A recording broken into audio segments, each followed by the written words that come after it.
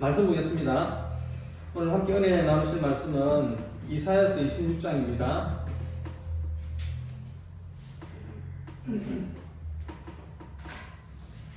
이사야서 26장 1절부터 7절까지 말씀입니다.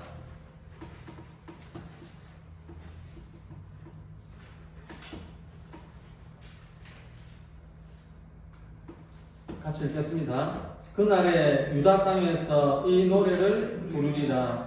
우리에게 견고한 성읍이 있으며 여호와께서 구원을 성벽과 외벽으로 삼으시리로다. 너희는 문들을 열고 신의를 지키는 의로운 나라가 들어오게 할지어다. 주께서 신지가 견고한 자를 평강하도록 지키시리니 이는 그가 주를 신뢰함이니이다. 너희는 여호와를 영원히 신뢰하라. 주 여호와는 영원한 반석이시니로다. 높은 데에 거주하는 자를 낮추시며 소수성을 풀어 땅에 엎으시되 진토에 미치게 하셨도다. 발이 그것을 밟으니 곧 인공한 자의 발과 원빛한 자의 걸음이로다. 의인의 길은 정직함이요 정직하시기에서 의인의 축경을 평탄하게 하시도다. 아멘. 오늘 말씀의 제목은요, 하나님을 신뢰하는 삶입니다. 이 세상을 살아가는 사람들은 누구나 무엇인가를 믿고 살아갑니다. 어떤 사람들은 권력을 믿고 살아가고요, 어떤 사람들은 돈을 믿고 살아갑니다. 또 어떤 사람들은 자기의 재능이나 건강을 믿고 살아가는 사람들도 있습니다. 그러나 이 세상의 것들은 영원하지를 못합니다. 솔로몬이 모든 것이 헛되다라고 말씀을 하셨죠. 그 이유가 바로 여기에 있습니다.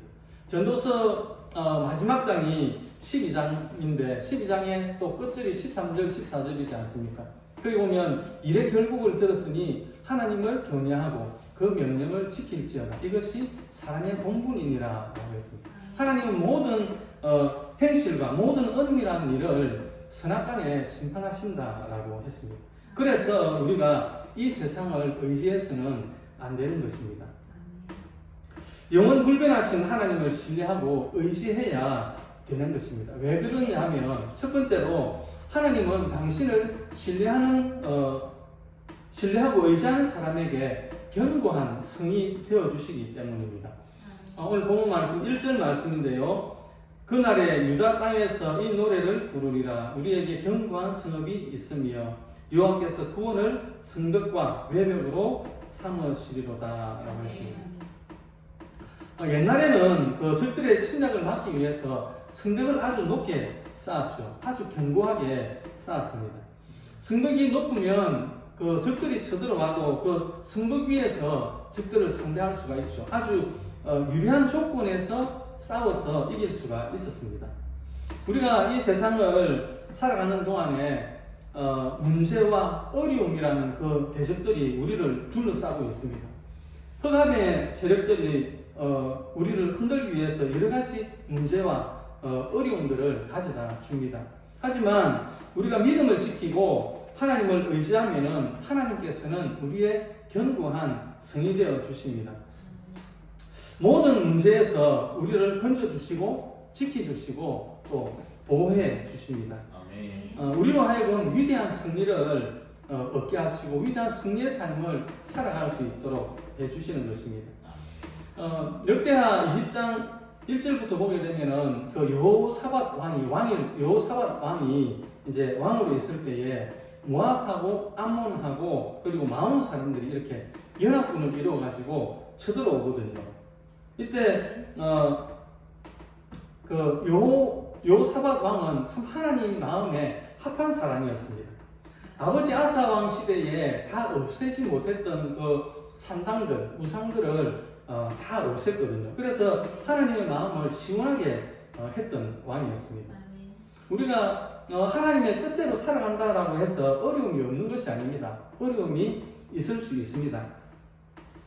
세상과 마귀는 항상 믿는 사람들을 공격합니다.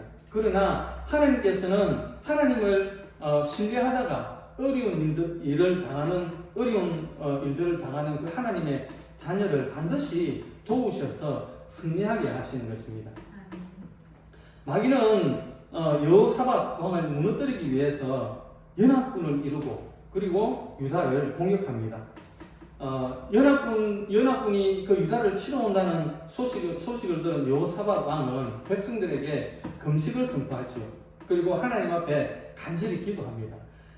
그게 역대하 20장 12절 말씀인데요. 같이 한번 볼까요? 우리 하나님이여 그들을 징벌하지 아니하시나이까. 우리를 치러 오는 이 큰 무리를 우리가 대적할 능력이 없고 어떻게 할 줄도 알지 못하고 오직 주만 바라보나이다. 그런데요, 하나님께서 구원의 능력을 베푸셔서 유다를 대적하기 위해서 오는 이 적군들을 전멸을 시켰거든요. 전멸. 역대하 20장 15절에서 17절 말씀인데요. 여기도 우리 같이 한번 보겠습니다. 야하시엘이 이르되 온 유다와 예루살렘 주민과 여호사밧 왕이여 들을지어다. 여호와께서 이같이 너에게 말씀하시기를 너희는 이 큰 무리로 말미암아 두려워하거나 놀라지 말라. 이 전쟁은 너희에게 속한 것이 아니요 하나님께 속한 것이니라. 내일 너희는 그들에게로 내려가라. 그들이 시스고개로 올라올 때에 너희가 골짜기 여기 여루의 들 앞에서 그들을 만나려니와 이 전쟁에 너희가 싸울 것이 없나니 대열을 이루어서서 너희와 함께한 여호와가 구원하는 것을 보라. 유다와 예루살렘아 너희는 두려워하지 말며 놀라지 말고 내일 그들을 맞서 나가라. 여호와가 너희와 함께 하리라 하시느니라. 아멘. 예. 이제 이 말을 듣고 20절에 보면은 여호사밧 왕이 또 이렇게 이야기를 합니다. 유다와 예루살렘 주민들아 내 말을 들을지어다. 너희는 너희 하나님 여호와를 신뢰하라. 그리하면 경고히 서리라. 그의 선지자들을 신뢰하라. 그리하면 형통하리라. 이렇게 이야기를 하죠. 그리고 제일 앞에 노래하는 사람들을 앞세웁니다. 그리고 행진을 하면서 여호와를 찬양하죠. 여호와께 감사하세 그의 인자하심이 영원하도다 라고 찬양을 하면서 나갔더니 하나님께서 복병을 주셔가지고 그 연합군들, 적군들, 이스라엘을 치러 왔던 그 적군들을 서로가 서로를 죽이게 만듭니다. 그래가지고 어떻게 되느냐 하면 역대하 20장 24절에 보면은요 이렇게 말씀하고 있습니다. 유다 사람이 덜 망대에 이르러 그 무리를 본적 땅에 엎드러진 시체들 뿐이요 한 사람도 피한 자가 없는지라 라고 말씀을 하셨습니다.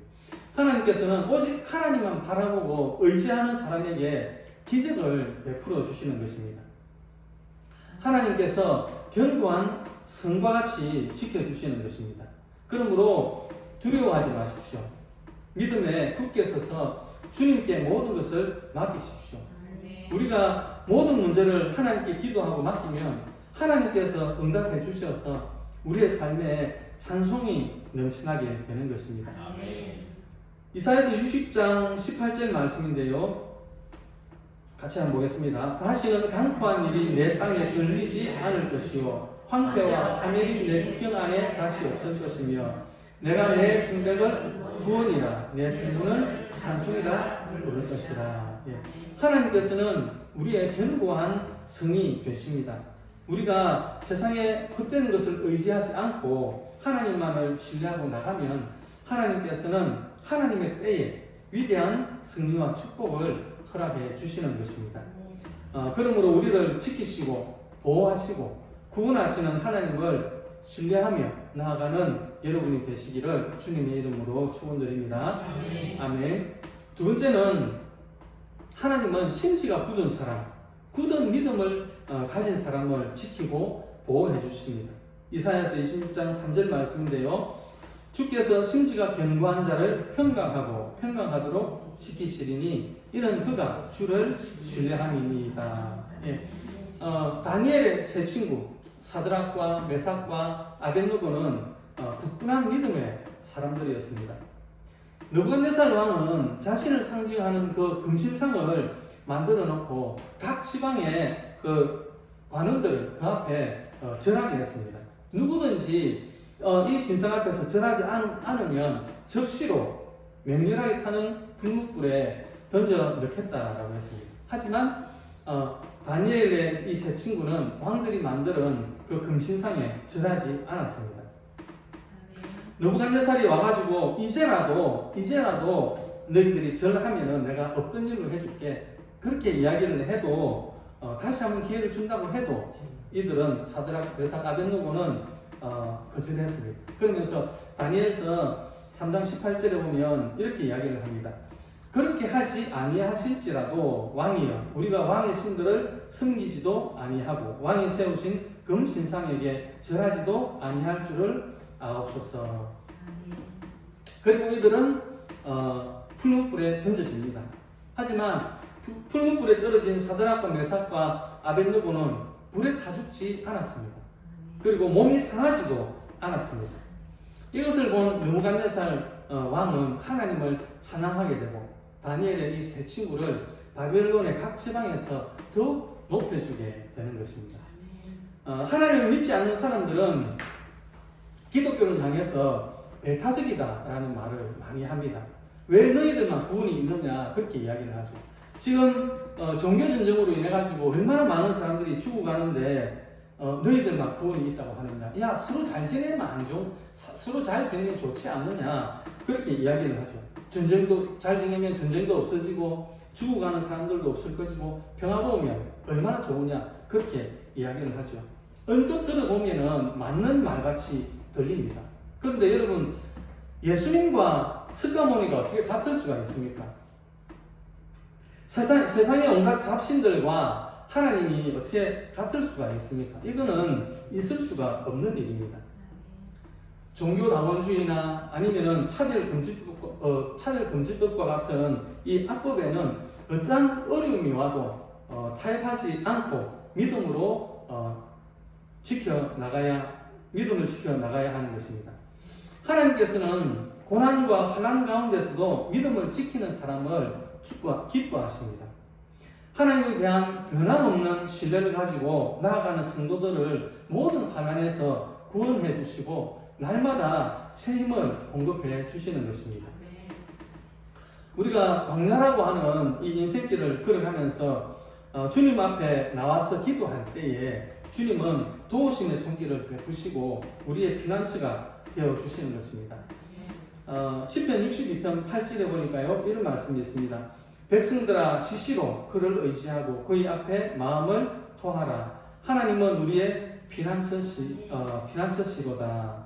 또 시편 115편 9절에 보니까요 이스라엘아 여호와를 의지하라. 그는 너희의 도움이시요 너희의 방패시로다 라고 했습니다. 이스라엘아 여호와를 의지하라. 그는 너희의 도움이시요 너희의 방패시로다.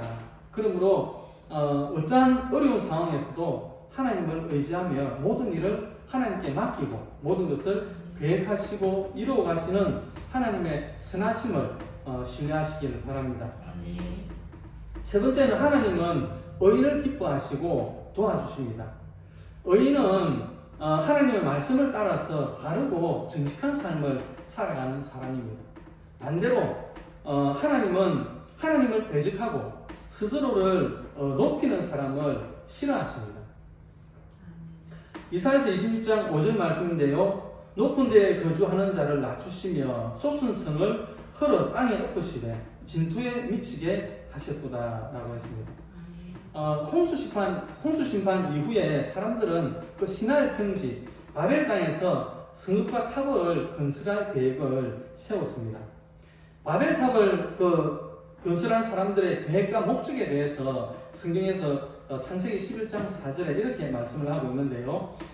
또 말하되 자 성읍과 탑을 건설하여 그 탑 꼭대기를 하늘에 닿게 하여 우리 이름을 내고 온 시민의 흩어짐을 면하자 하더니 이들이 바벨탑을 쌓은 것은 이렇게 하나님과 같이 높아져서 자신들의 이름을 내고 자신들의 명성을 내고 영광을 얻으려는 그런 교만한 마음 때문이었습니다.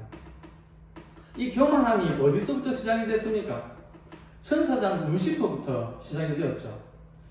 이사야서 14장 12절에서 15절까지 말씀인데요. 같이 한번 보겠습니다. 너 아침의 아들 계명성이여 어찌 그리 하늘에서 떨어졌으며 너 영국을 얻은 자여 어찌 그리 땅에 지켰는고 네가 네 마음에 이르기를 내가 하늘에 올라 하나님의 묵변 위에 나의 보좌를 높이리라. 내가 북극 지폐의 산 위에 좌정하리라. 가장 높은 구름에 올라 저기 높은 자와 비길이라 하도다. 그러나 이제 네가 음부곳 구덩이 내 밑에 빠치우리로다.